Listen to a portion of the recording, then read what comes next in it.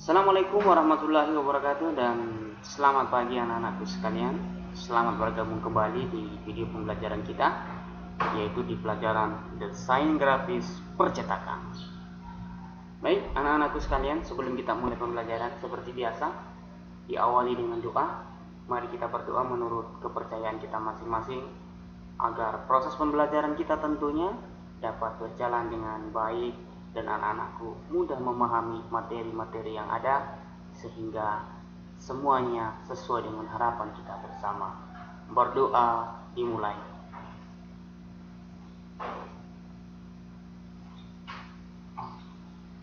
Baik anak-anakku sekalian, setelah berdoa, mari anak-anakku sekalian menonton video ini dengan seksama, dan ketika ada pertanyaan boleh anak-anakku sekalian nantinya bertanya di kolom komentar ya, di kolom komentar yang ada di link video ini. Nanti saya akan menjawab pertanyaan-pertanyaan tersebut di link komentar tersebut, atau Anda juga boleh bertanya di grup yang telah Bapak share kepada Anda semua. Baik, langsung saja, selamat menyaksikan. Baik anak-anakku sekalian, pada kesempatan ini Bapak akan menjelaskan lanjutan dari pertemuan kita minggu lalu, di mana di video sebelumnya Bapak telah menjelaskan unsur-unsur desain grafis, yaitu garis, kemudian bidang.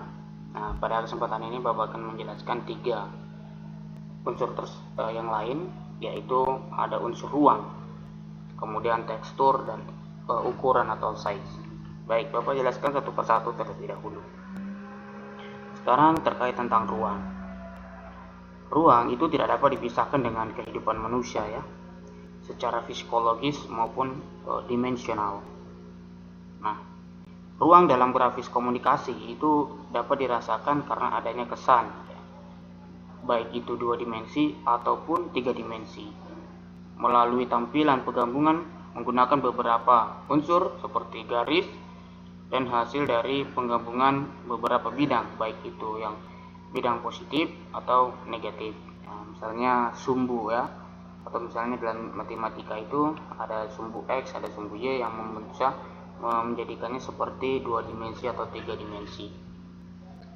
Nah, kemudian ruang juga dapat dirasakan, dengan ruang itu dapat dirasakan adanya lorong ya, memberikan kesan jarak jauh atau dekat, kemudian tinggi atau rendah, terbuka atau tertutup. Nah, itu yang bisa dirasakan dengan adanya ruang. Jadi dengan adanya ruang itu kita bisa merasakan bahwa kita sekarang lagi berada di luar atau di dalam suatu tempat. Kemudian dalam grafis juga komunikasi pengaturan ruang itu sangat diperlukan. Kenapa? Karena dengan adanya ruang itu kita bisa membedakan ya, apakah antara huruf, ilustrasi, atau elemen lain yang ada dalam satu media. Itu dengan adanya ruang. Itu tadi tentang ruang. Jadi ruang itu sangat penting dalam proses desain.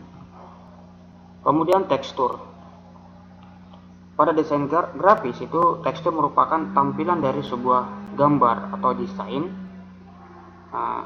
yang pada visualisasi permukaannya itu memiliki suatu bentuk atau corak serta pola yang tentu dapat dilihat dan dicermati oleh mata bahwa permukaan gambar tersebut itu terlihat halus, kasar, atau lembut. Itu yang disebut corak.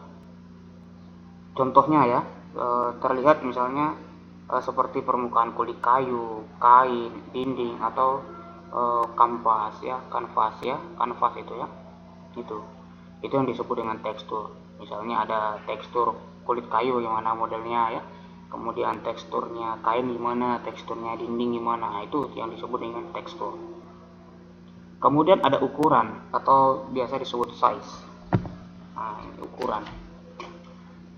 ukuran adalah suatu unsur yang sangat penting dalam desain grafis. Kenapa sangat penting juga?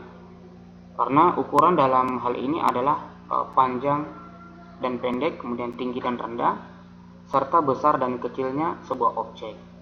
Karena terlihat jelas atau tidaknya suatu objek itu tergantung juga dari ukuran.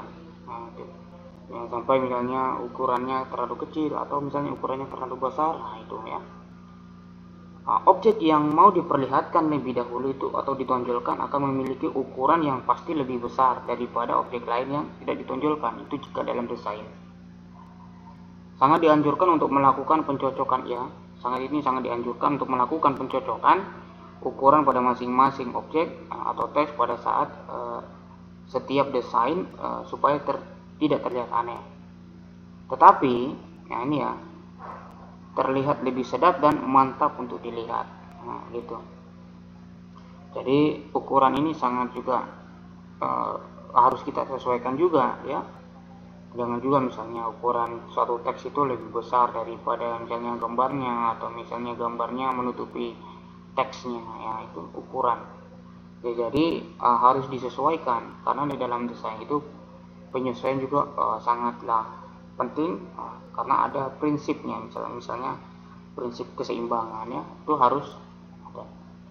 Nah ini terkait tentang ukuran. Jadi